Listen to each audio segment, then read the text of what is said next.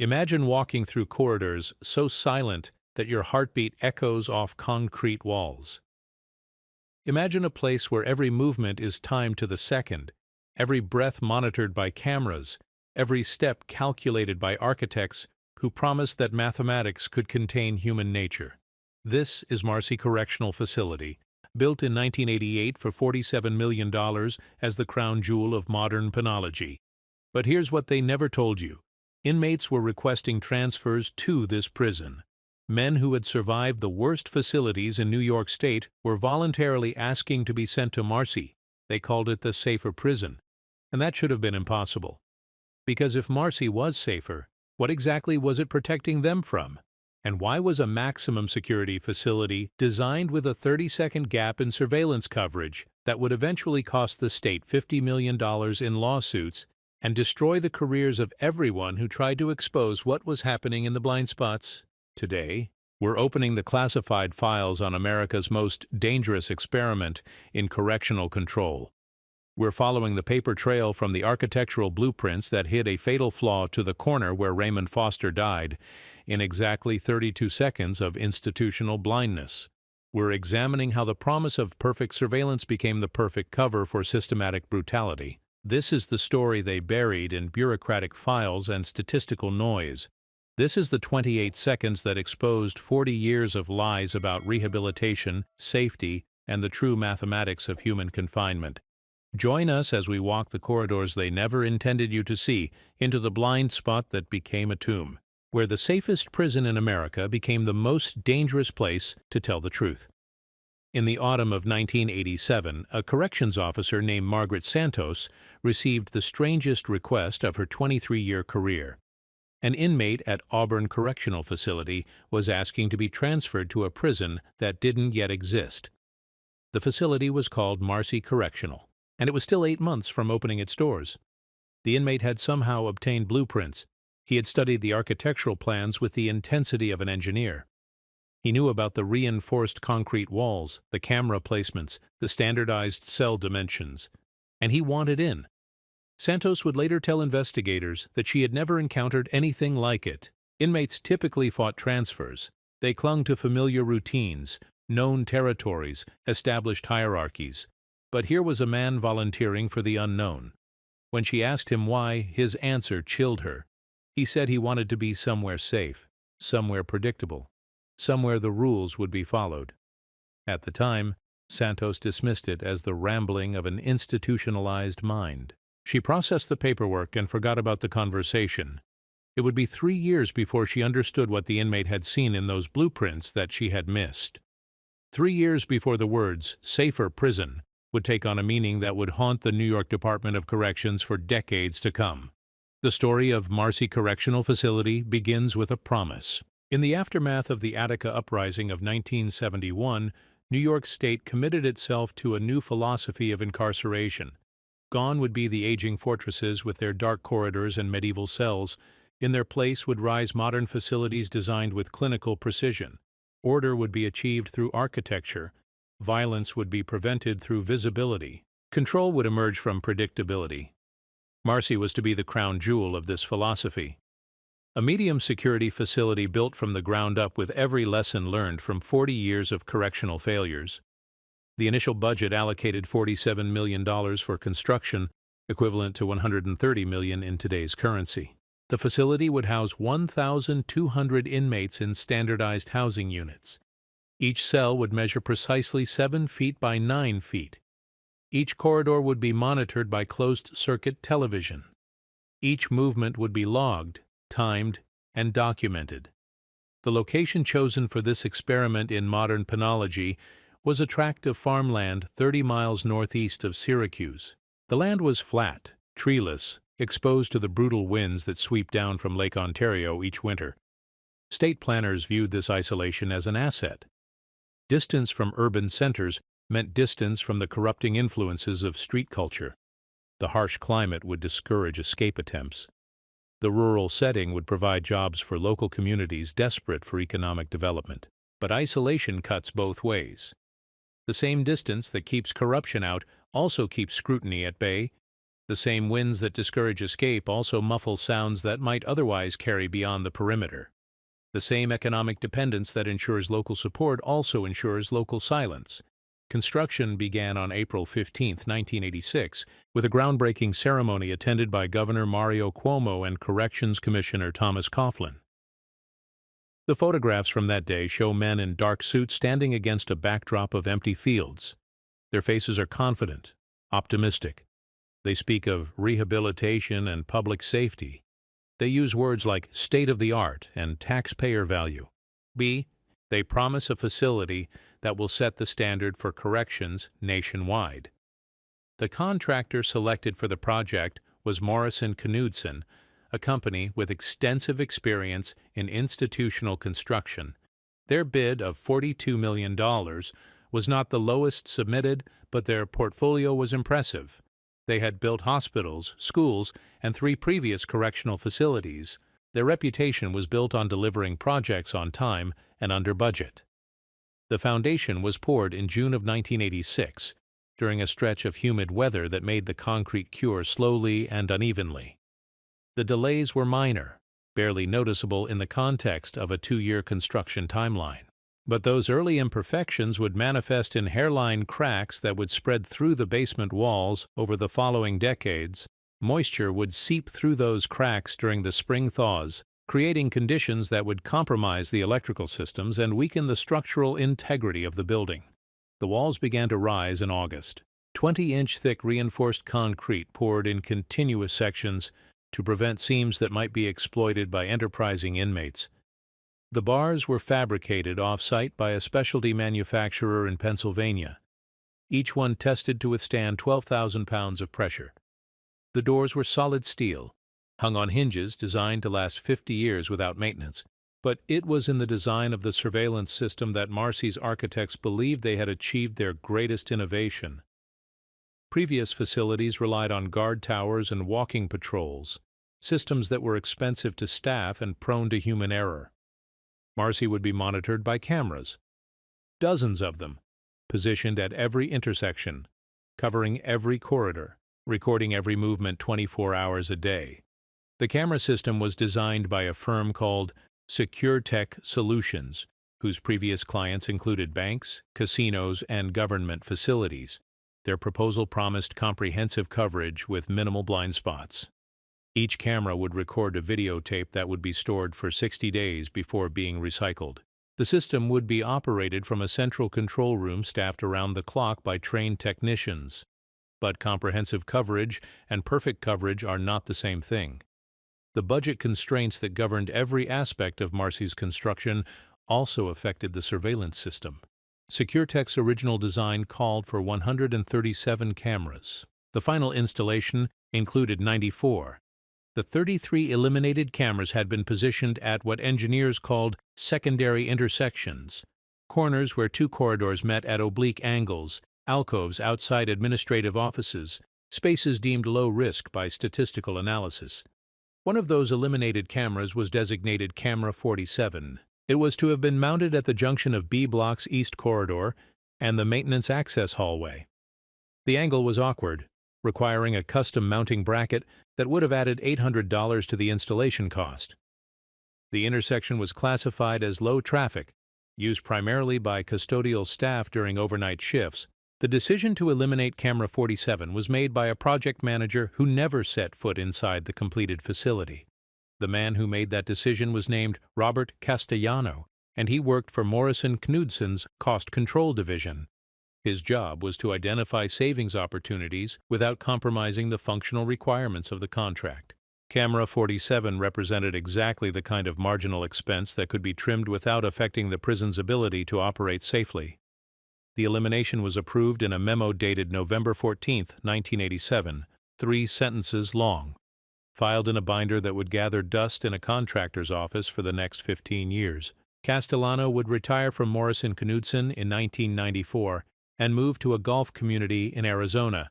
He would die of a heart attack in 2003 without ever learning that his cost-saving decision had created a blind spot that would define the legacy of Marcy Correctional Facility. The corner where Camera 47 was never installed would become known to inmates and guards alike as the Angle. It would be the site of events that would eventually cost the state of New York more than $50 million in lawsuits, settlements, and reforms. But that was still years in the future on March 3, 1988, when Marcy Correctional Facility officially opened its doors.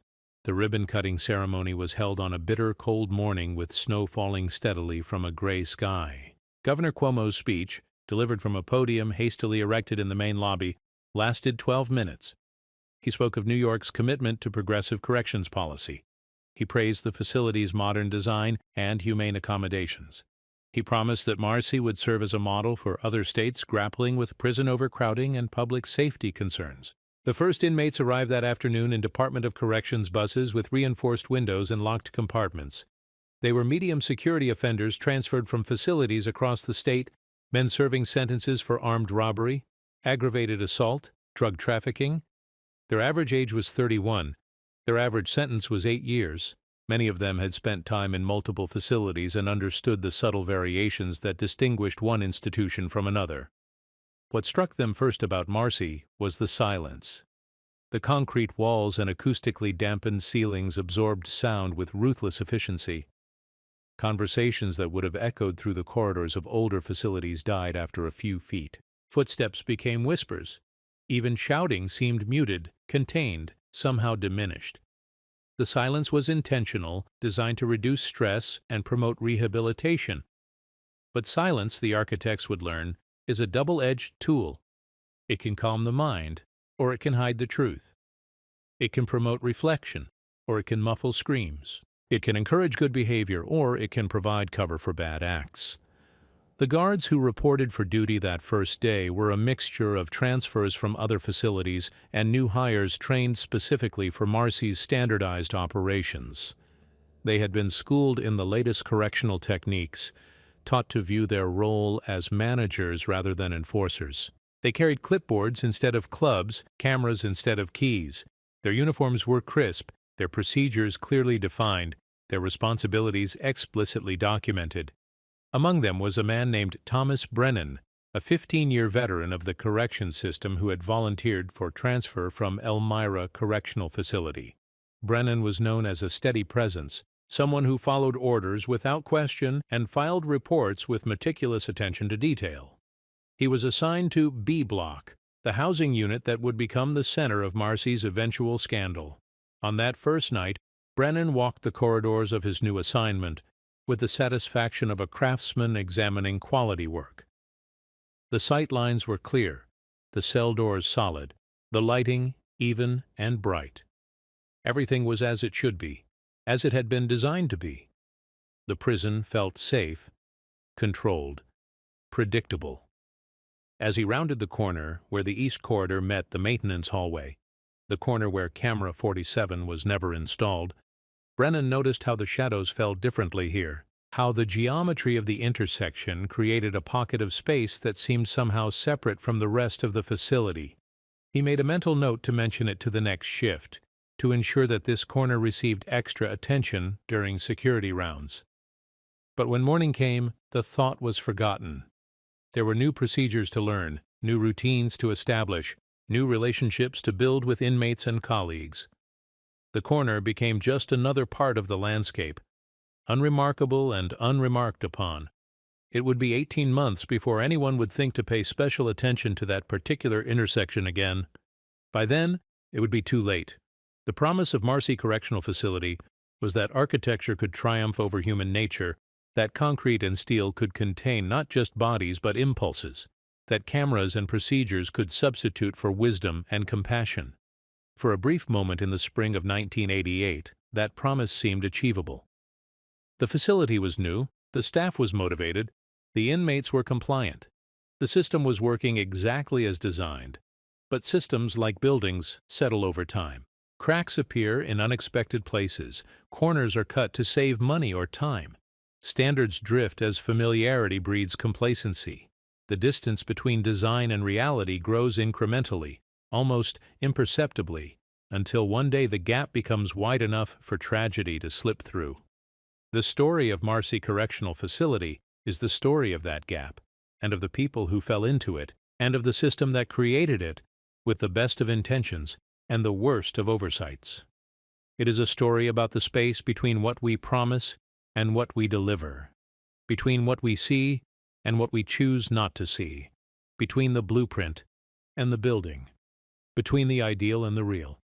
It begins with confidence and ends with consequences. It starts with a ribbon cutting and concludes with a reckoning, and at its center is a 30-second gap in surveillance coverage that would reveal the difference between safety and the illusion of safety, between accountability and the appearance of accountability, between a prison that works and a prison that merely looks like it works. The gap was always there, engineered into the system from the moment the budget was approved and the corners were calculated and the cameras were counted. It was waiting, patient as concrete, invisible as air, ready to swallow the promises that Marcy Correctional Facility was built to keep. The mathematics of daily life at Marcy Correctional Facility were precise beyond anything the architects had imagined. Each morning began at 5:30 a.m. when the lights came on automatically throughout all housing units. The illumination was calibrated to exactly 400 lux, bright enough to ensure visibility for the cameras but dim enough to avoid complaints about sleep disruption. Breakfast was served at 6:15 a.m. in the central dining hall, a vast space designed to accommodate 400 inmates in 3 separate seatings.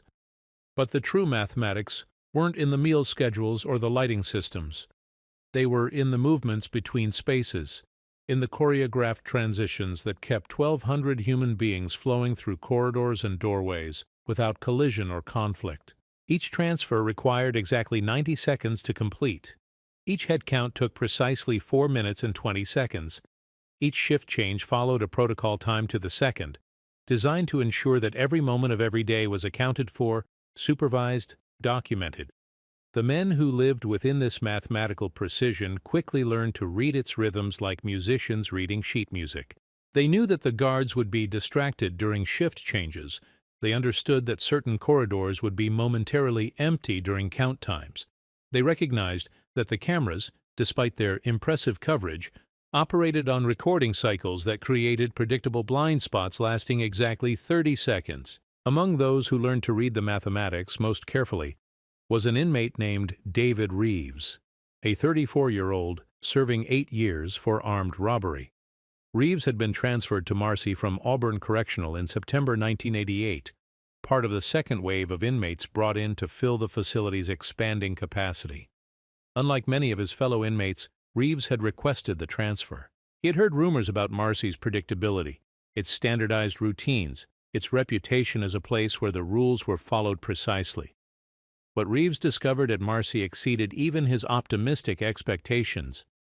The facility operated with clockwork precision that made it possible to predict exactly where any guard would be at any given moment. The surveillance system, while comprehensive, was also systematic in ways that could be learned and anticipated. Most importantly, the culture among the correctional officers emphasized documentation over confrontation, paperwork over physical force. During his first month at Marcy, Reeves mapped the facility's rhythms with the dedication of a scientist conducting an experiment. He timed the movement patterns between housing units. He counted the steps it took guards to complete their rounds. He noted which corners offered momentary privacy, which doorways provided brief concealment, which intersections were monitored by cameras, and which were covered only by periodic patrols. What he discovered in B Block's East Corridor would change everything. The corner where the main hallway met the maintenance access was different from every other intersection in the facility.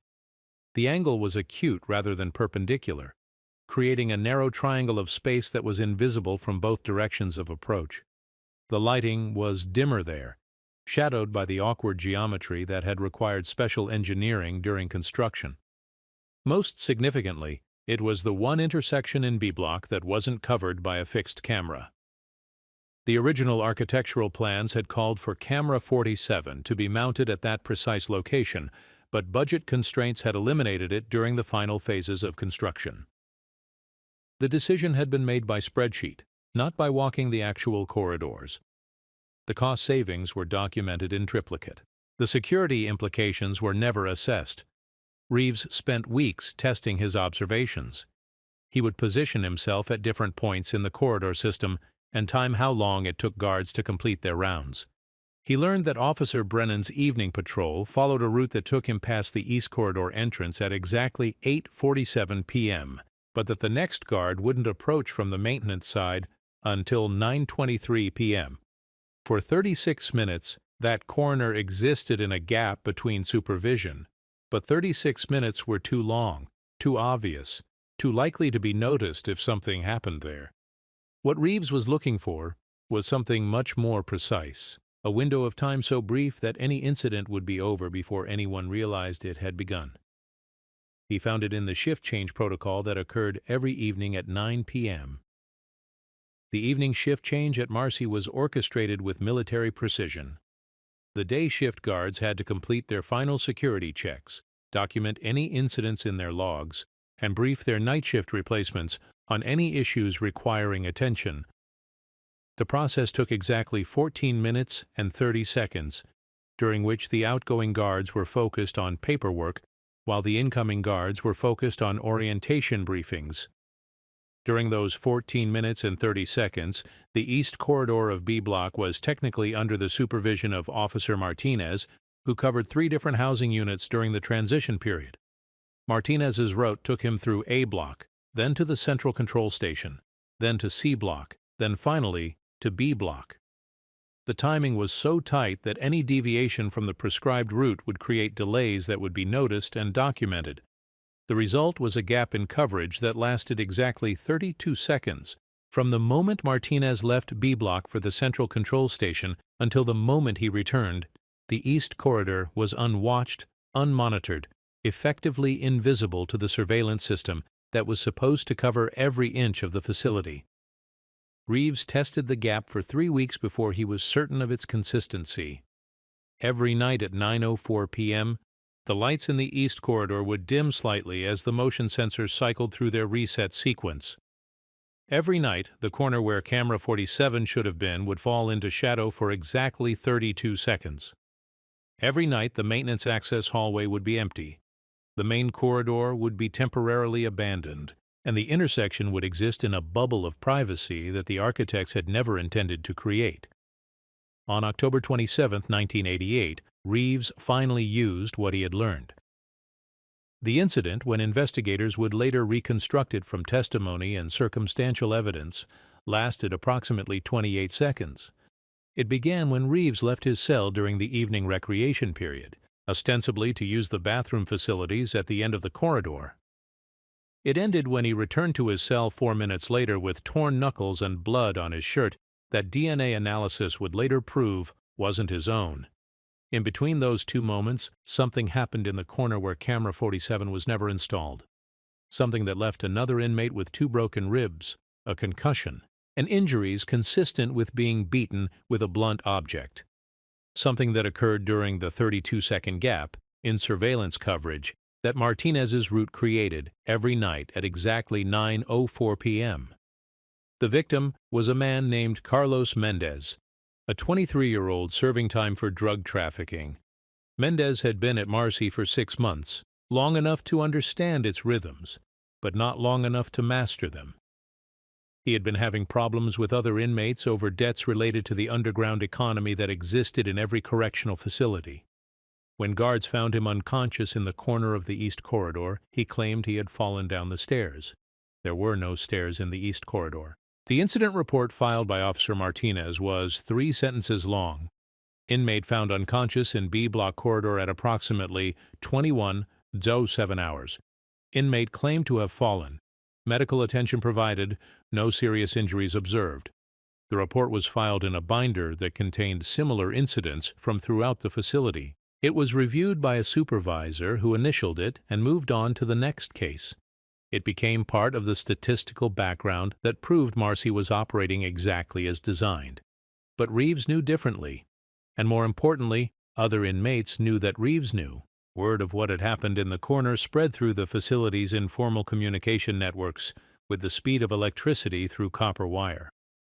Within 48 hours, every inmate in B Block understood that the East Corridor intersection was a place where certain kinds of problems could be resolved without official interference. The corner where camera 47 should have been became known simply as the angle. It became Marcy's unacknowledged court of last resort, where disputes that couldn't be settled through official channels could be resolved through other means. It became the place where the shadow economy that existed in every prison could enforce its contracts and collect its debts. It became the gap in the system where the careful mathematics of correctional management broke down. Over the following months, the angle would be used 7 more times. 7 incidents that left inmates with injuries that were documented in medical reports but never connected to specific perpetrators.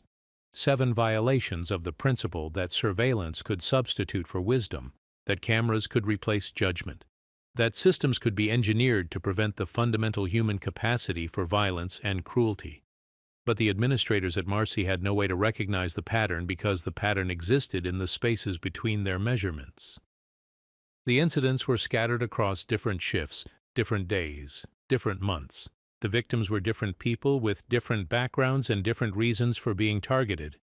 The injuries were documented as separate events, filed in different categories, processed through different bureaucratic channels. What connected them was invisible to a system designed to process information rather than understand it. What linked them was the 32-second gap that existed at the intersection of mathematics and human nature, where the precision of correctional engineering met the unpredictability of criminal behavior.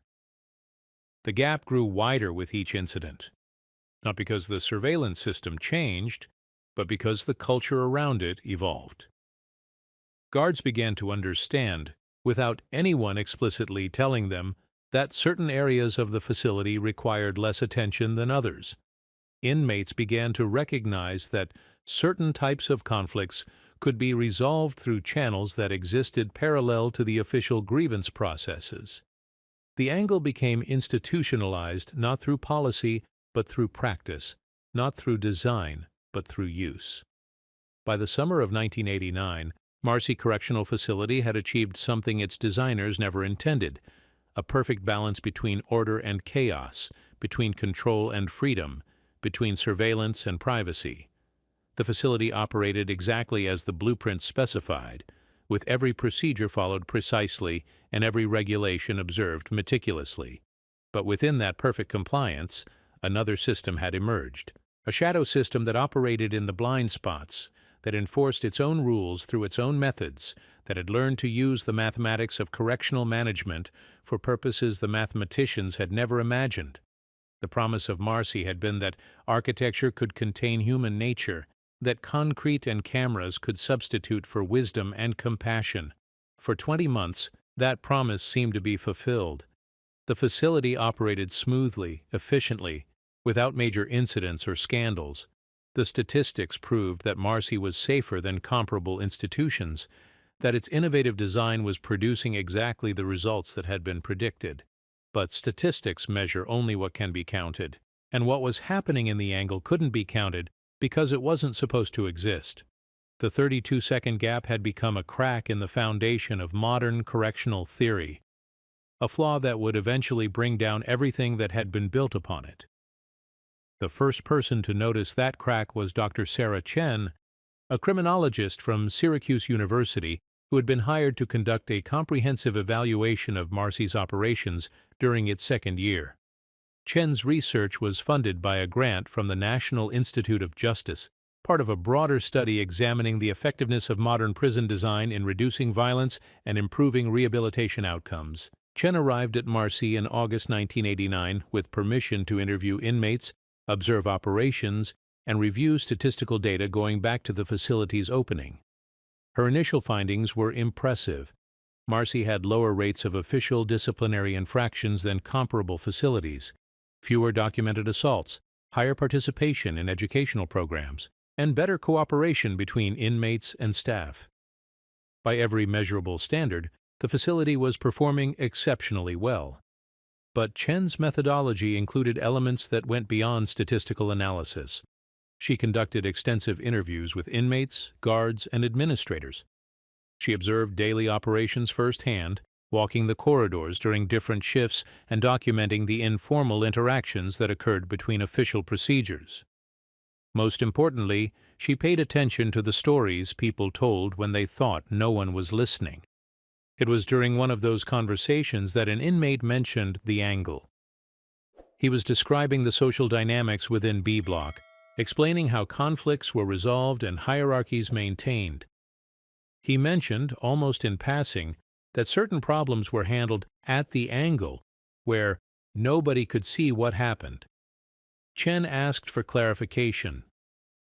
The inmate became evasive, claiming he had misspoken. But Chen was trained to recognize the difference between casual conversation and careful deflection. She began asking other inmates about the angle, using indirect questions designed to elicit information without appearing to investigate anything specific. The pattern that emerged was subtle but unmistakable. Multiple inmates referenced a location in B Block where disputes were settled informally. Several mentioned that this location was somehow outside the normal surveillance coverage. A few described injuries sustained by inmates who had fallen or slipped in areas where such accidents seemed unlikely. Chen requested permission to review medical records for inmates housed in B Block since the facility's opening. What she found was a cluster of injuries that couldn't be explained by the activities that were supposed to occur in the areas where they happened. Bruised ribs from falling on flat corridor floors, head trauma from slipping where there were no wet surfaces, broken bones that were inconsistent with any plausible accident. When she mapped the location of these incidents, they centered on a single intersection, the corner where the east corridor met the maintenance access hallway. The corner where camera 47 was never installed. The corner that existed in a 32-second gap between supervision and surveillance. Chen's discovery would trigger the investigation that would finally expose the flaws in Marcy's design. But that investigation was still months away, and the angle continued to operate according to its own rules, hidden in the space between what the system measured and what actually happened, between what the cameras recorded and what human beings experienced, between the promise of perfect surveillance and the reality of imperfect humanity. The mathematics of Marcy Correctional Facility were precise, but mathematics, as Dr. Chen would eventually document in her report, could only account for the variables that were included in the equation, and the most important variable at Marcy, human nature, had never been properly calculated. The first official complaint was filed on a Tuesday morning in November 1989, when the frost was thick enough on the recreation yard to crunch under the guards' boots. Inmate Michael Torres, serving 4 years for aggravated assault, requested a meeting with the internal affairs investigator assigned to Marcy Correctional Facility. Torres had been at the facility for 8 months, long enough to understand how things worked, long enough to know that filing a complaint was dangerous. The investigator was a woman named Lieutenant Patricia Kozlov, a 20-year veteran of the corrections system who had been assigned to Marcy as part of the facility's commitment to transparency and accountability. Kozlov's office was located in the administrative wing, separated from the housing units by 2 security checkpoints, and a philosophy that treated complaints as statistical anomalies rather than systemic problems. Torres's statement was recorded on a cassette tape that would later disappear from the evidence files. But the transcript survived, carbon-copied and filed in 3 separate locations according to department protocol. Torres described being approached by 2 other inmates in the B Block corridor during evening recreation period. He described being forced to walk to the intersection where the east corridor met the maintenance hallway. He described being beaten with a piece of metal that had been removed from a bed frame in one of the cells. The beating lasted approximately 30 seconds.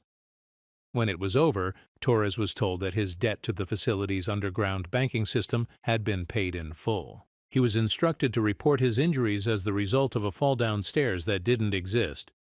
When he refused, he was told that the next beating would be worse, and that it would happen in the same place, during the same gap in surveillance coverage, where nobody could see what happened. Lieutenant Kozlov's investigation began with a review of the surveillance footage from the evening Torres described. The cameras covering the main corridors of B Block showed Torres leaving his cell at 7:43 p.m. during authorized recreation time. They showed him walking toward the bathroom facilities at the end of the corridor. They showed him returning to his cell at 8:17 p.m., 34 minutes later. What the cameras didn't show was the 30-second gap when Torres was forced into the corner where camera 47 should have been installed. That gap existed in the space between recording segments, in the pause between one camera's coverage ending and another camera's coverage beginning. The gap was built into the system's architecture as surely as the concrete and steel that surrounded it. Kozlov's next step was to interview the guards who had been on duty during the evening Torres described. Officer Martinez, who covered B Block during the evening shift change, reported no unusual activity. His logs showed that all inmates were accounted for during the 9 p.m. head count. His observations indicated normal behavior patterns throughout the housing unit. According to the official documentation, nothing had happened. But Kozlov was thorough in ways that would eventually cost her career. She requested medical records for all inmates housed in B Block during the previous 6 months. She reviewed incident reports filed by guards working all 3 shifts. She examined maintenance requests that might indicate damage to facility infrastructure. She looked for patterns that existed outside the normal channels of information flow. What she found was a statistical anomaly that had somehow escaped notice during routine administrative reviews. Inmates housed in B Block were 3 times more likely to report injuries as the result of falls or accidents than inmates housed in any other section of the facility. The injuries were consistent with blunt force trauma rather than accidental falls. The timing of the incidents clustered around shift changes when supervision was temporarily reduced. Most significantly, the incidents were centered on a single location: the intersection of the East Corridor and the maintenance hallway. The intersection that wasn't covered by camera 47. The intersection that existed in a 32-second gap in the surveillance system that was supposed to monitor every movement within the facility. Kozlov's preliminary report was submitted to Warden Harrison on December 15, 1989. The report was 7 pages long, meticulously documented, and professionally devastating. It concluded that inmates in B Block were being systematically assaulted at a location that had been inadvertently created as a blind spot in the facility's security coverage. It recommended immediate installation of additional surveillance equipment, revision of guard patrol routes, and a comprehensive investigation of all incidents that had occurred at the problematic intersection. The report was filed in the warden's safe and never acted upon. 3 days later, Lieutenant Kozlov was informed that her position at Marcy Correctional Facility was being eliminated due to budget constraints. She was offered a transfer to a minimum security facility in the Adirondacks, a posting that would effectively end any chance of advancement within the corrections hierarchy. When she declined the transfer, she was placed on administrative leave, pending a review of her job performance. The review concluded that Kozlov had exceeded her authority by conducting investigations without proper supervision. It found that her methods were disruptive to facility operations and potentially harmful to inmate welfare. It determined that her conclusions were based on speculation rather than evidence, and that her recommendations would impose unnecessary costs on a system that was already operating within budget constraints. Lieutenant Patricia Kozlov was terminated from the New York Department of Corrections on January 30, 1990. Her personnel file was marked to indicate that she was not eligible for rehire. Her security clearance was revoked. Her pension was reduced by administrative action that cited unspecified violations of departmental policy. The termination was processed through channels that ensured it would never be connected to her investigation of the incidents in B Block. The paperwork was filed under personnel actions rather than investigative matters. The justification was administrative rather than disciplinary. The timing was coincidental rather than retaliatory. But the inmates at Marcy understood the connection immediately. Within hours of Kozlov's departure, word spread through the facility's informal communication networks that the administration had chosen to eliminate the investigator rather than eliminate the problem she had identified. The message was clear. What happened at the angle would continue to happen, and anyone who complained would face consequences worse than the beatings themselves. The termination of Lieutenant Kozlov marked the beginning of Marcy's descent from promising experiment to institutional catastrophe. But that descent would be measured in months rather than days, documented in medical reports rather than incident files, hidden in the bureaucratic machinery that processed individual tragedies as statistical noise. During the spring of 1990, the angle became institutionalized in ways that would have horrified the architects who had designed Marcy as a model of modern corrections. The 30-second gap in surveillance coverage was no longer an accidental blind spot. It had evolved into an unofficial punishment system that operated parallel to the facility's formal disciplinary procedures. Inmates who violated the unwritten rules of the underground economy were directed to the angle during predetermined time windows. Disputes that couldn't be resolved through conventional channels were settled there according to protocols that had nothing to do with rehabilitation or justice. Debts were collected, territories were defended, and hierarchies were enforced through methods that left no official record but changed lives permanently. The system was sustainable because it served the interests of both inmates and administrators. For the inmates, the angle provided a mechanism for resolving conflicts without involving guards who might impose additional sentences or transfer them to less desirable facilities. For the administrators, the angle reduced the number of official incidents that had to be documented, investigated, and explained to oversight agencies. The unofficial punishment system that had developed around the angle was more efficient than the official disciplinary procedures mandated by state law. Cases were resolved in 30 seconds rather than 30 days. Evidence consisted of injuries rather than paperwork. Appeals were settled through repeat visits rather than bureaucratic reviews, but efficiency came at a cost that wouldn't be calculated until years later, when the lawsuits began and the settlements were negotiated, and the true price of the 30-second gap was finally measured in dollars rather than lives. Done. Sarah Chen's research continued through the spring of 1990, but her focus had shifted from statistical analysis to ethnographic observation. The patterns she had identified in the medical records were too consistent to be coincidental, too specific to be explained by accident, too clustered to be random. Something was happening at Marcy that didn't appear in any official documentation, and Chen was determined to understand what it was. Her breakthrough came during an interview with a guard who had worked at Marcy since its opening. The guard, who spoke on condition of anonymity, described the culture that had developed among the correctional staff during the facility's first 2 years of operation. It was a culture that emphasized compliance over curiosity, documentation over investigation, efficiency over accuracy. Guards were evaluated based on the number of incident reports they filed, not the accuracy of those reports. Supervisors were promoted based on their ability to maintain order, not their ability to identify problems. Administrators were rewarded for keeping costs low and statistics favorable, not for ensuring that the statistics reflected reality.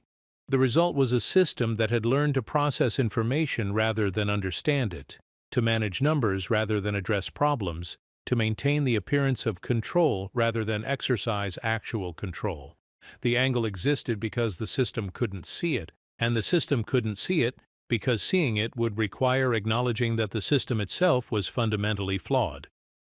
Chen's final report was submitted to Syracuse University in August 1990. It was 93 pages long, extensively footnoted, and academically explosive. The report concluded that Marcy Correctional Facility had inadvertently created conditions that allowed systematic violence to occur without detection. It documented a pattern of institutional failure that extended from architectural design through administrative oversight to staff training and evaluation. The report was peer-reviewed, accepted for publication, and scheduled to appear in the Journal of Criminal Justice in the spring of 1991. But publication was delayed when the New York Department of Corrections threatened legal action against Syracuse University for breach of the research agreement that had granted Chen access to the facility. The legal dispute would continue for 18 months, during which Chen's findings remained embargoed and the problems at Marcy continued to metastasize. The angle became more than a physical location. It became a symbol of everything that was wrong with a correctional system that measured success through statistics rather than human welfare, that defined order through compliance rather than justice.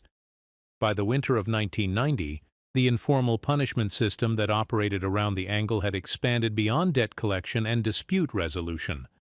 It had become a mechanism for social control that enforced racial hierarchies, sexual boundaries, and territorial claims through methods that would have been illegal if they had occurred outside the facility's walls. The expansion was gradual and largely invisible to official oversight. Individual incidents were processed as isolated events rather than components of a larger system. Medical treatment was provided without questions about causation. Incident reports were filed without investigation of underlying patterns. The 30-second gap had become a 30-second window into an alternative reality where different rules applied, where justice was immediate and violent, where punishment was certain and brutal. It was a reality that existed alongside the official reality of Marcy Correctional Facility, occupying the same physical space but operating according to entirely different principles.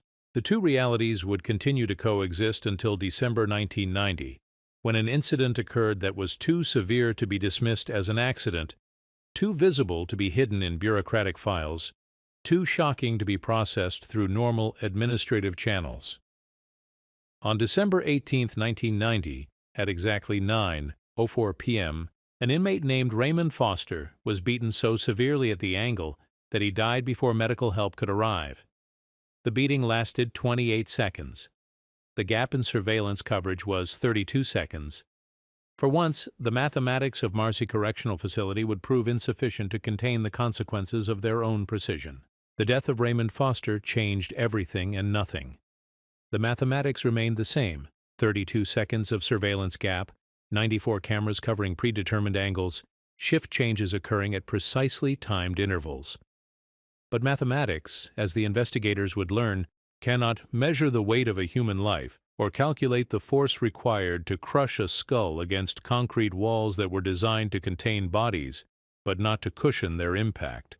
Foster was 28 years old, serving 6 years for armed robbery, a father of 2 daughters who visited him monthly until the travel became too expensive for their mother's minimum wage income. He had been at Marcy for 14 months, long enough to understand the facility's official rules and its unofficial penalties. His death certificate would list the cause as blunt force trauma to the head and chest, injuries consistent with being beaten with a heavy object in a confined space. The object was never found. The confined space was the corner where camera 47 should have been installed, where the maintenance hallway met the east corridor, where Raymond Foster's blood soaked into concrete that had been poured 2.5 years earlier with the promise that such things would never happen. The discovery was made by Officer James Morrison during the 9:30 p.m. security round that followed every shift change. Morrison had worked at Marcy since its opening, had walked these corridors thousands of times, had developed the kind of routine awareness that allows guards to notice when something is different without necessarily knowing what has changed. When he rounded the corner into the east corridor, he saw blood first, then the body, then the silence that seemed deeper than the acoustically dampened walls could account for. Morrison's radio call was logged at 9:33 p.m. Medical emergency in B Block East Corridor, inmate down, serious injuries, request immediate response. The response time was 4 minutes and 18 seconds, fast enough to save most lives, too slow to save Raymond Foster's. The crime scene was processed by investigators from the New York State Police Bureau of Criminal Investigation, specialists trained to reconstruct violence from the evidence it leaves behind. They photographed blood spatter patterns that told the story of impacts against walls and floor. They measured the trajectory of drops that traced the movement of the attack. They documented defensive wounds that showed Foster had tried to protect himself during the 28 seconds when he was alone with his killer in the space that wasn't supposed to exist. The investigation consumed 6 weeks, generated 400 pages of reports, and interviewed every inmate and staff member who had access to B Block on the evening of December 18th. The investigators worked with methodical precision, documenting timelines and alibis, reviewing surveillance footage and maintenance records, analyzing DNA evidence and fingerprint samples. What they could not document was the most important element of the case: who had killed Raymond Foster and why. The 30-second gap in surveillance coverage that had made the murder possible also made it unsolvable. No cameras had recorded the attack. No witnesses had seen the killer enter or leave the scene. No physical evidence connected any specific individual to the crime. The investigation concluded that Raymond Foster had been murdered by person or persons unknown, using methods consistent with the informal punishment system that had developed around the intersection of the East Corridor and Maintenance Hallway. The report recommended enhanced surveillance coverage, revised patrol procedures, and comprehensive review of incidents that had occurred at the same location during the previous 2 years. The recommendations were filed with the Department of Corrections Central Office in Albany, where they joined hundreds of similar reports from facilities across the state.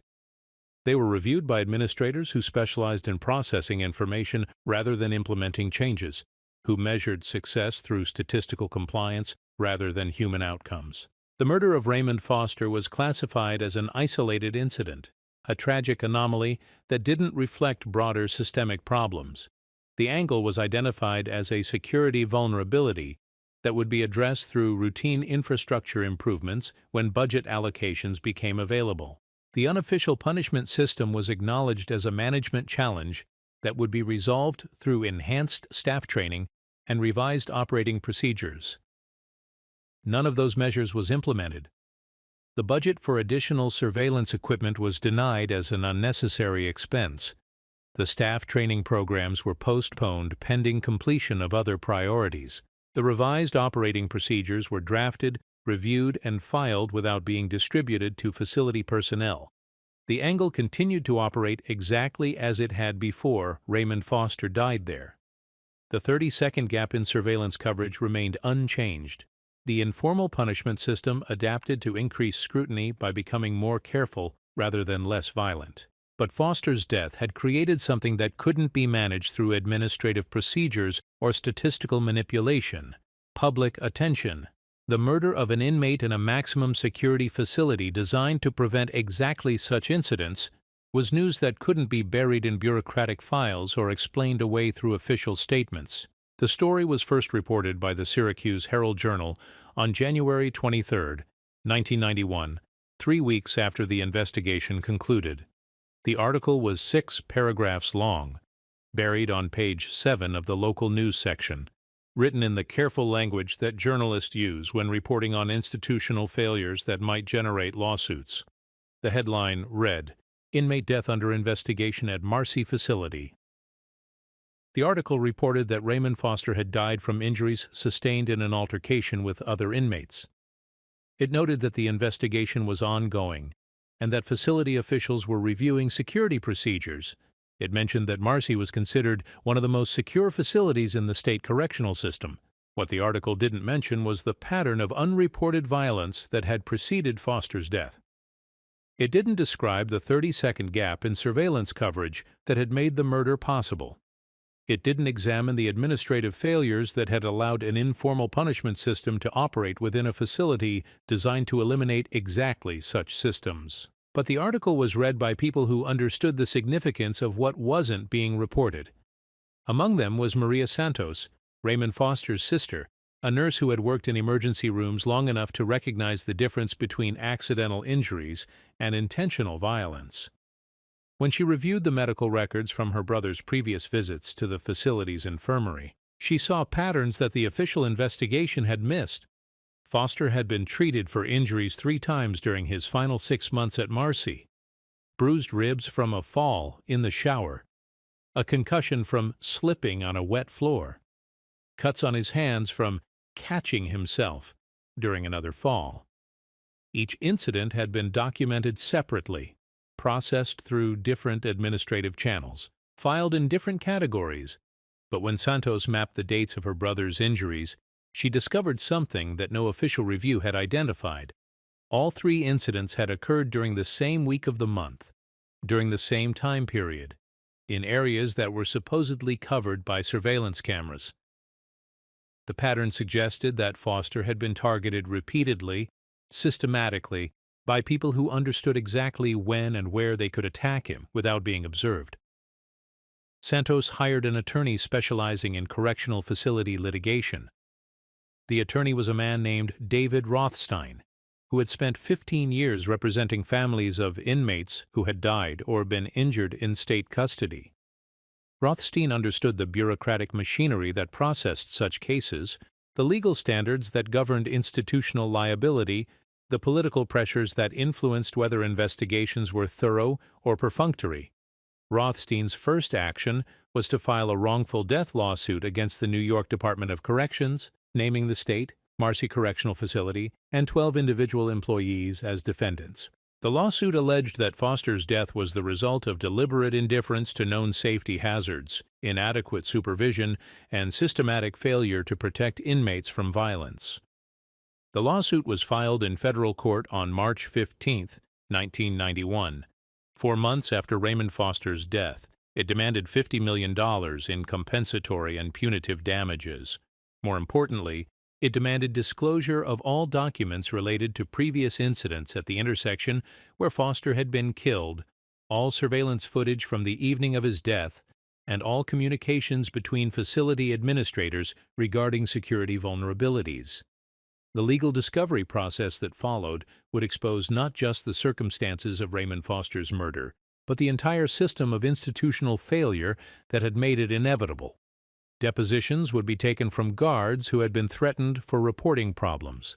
Documents would be produced that showed administrators had been aware of the angle's existence for months before Foster's death. Expert witnesses would testify about surveillance gaps that had been engineered into the facility's design for budget reasons rather than security considerations. But the most damaging evidence would come from an unexpected source: the facility's own documentation. Every incident report, every medical record, every maintenance request created a paper trail that told the story of systematic institutional failure. The bureaucracy that had been designed to hide problems had also documented those problems with obsessive precision. The documents showed that 43 separate incidents had occurred at the intersection where Raymond Foster was killed. They revealed that Lieutenant Kozlov's investigation had identified the security vulnerability more than a year before Foster's death. They demonstrated that administrative decisions to ignore those warnings had been made at the highest levels of the corrections hierarchy. Most damaging of all, the documents proved that the 30-second gap in surveillance coverage wasn't accidental. It was the result of deliberate cost-cutting decisions made during construction, budget allocations that prioritized efficiency over safety, design choices that valued compliance over protection. The revelation that Foster's death had been preventable, that the conditions that made it possible had been documented and ignored, transformed a wrongful death lawsuit into a systemic indictment of the entire correctional philosophy that Marcy represented. The case attracted attention from investigative journalists who had been following patterns of abuse in state correctional facilities. The Albany Times-Union assigned a team of reporters to examine not just the Foster case, but the broader history of violence at facilities designed according to the same principles that had guided Marcy's construction. What they discovered was a pattern of institutional failure that extended far beyond a single facility or a single death. They found a correctional system that had learned to process violence as administrative data, to manage brutality through statistical manipulation, to maintain order through willful blindness to the methods being used to achieve that order. The investigation that began with Raymond Foster's death would eventually expose similar problems at 12 other facilities across New York State. It would reveal that the angle at Marcy was not an aberration but a symptom of systemic flaws in the philosophy of modern corrections. It would demonstrate that the promise of surveillance-based security was an illusion that concealed rather than prevented institutional violence. But those revelations were still months away in the spring of 1991. When the legal machinery of accountability was just beginning to process the death of a 28-year-old inmate who had been beaten to death in a corner that wasn't supposed to exist, during a gap in surveillance that wasn't supposed to occur, by people who weren't supposed to be able to kill him without consequences. The mathematics of Marcy Correctional Facility were about to be tested against the mathematics of justice, and the equations would prove that some calculations are more important than others, that some variables cannot be controlled through engineering, and that some problems cannot be solved through architecture alone. The test had begun, and the results would determine not just the fate of one facility, but the future of an entire approach to human confinement that had promised to replace wisdom with systems, compassion with cameras, and humanity with the cold precision of institutional mathematics.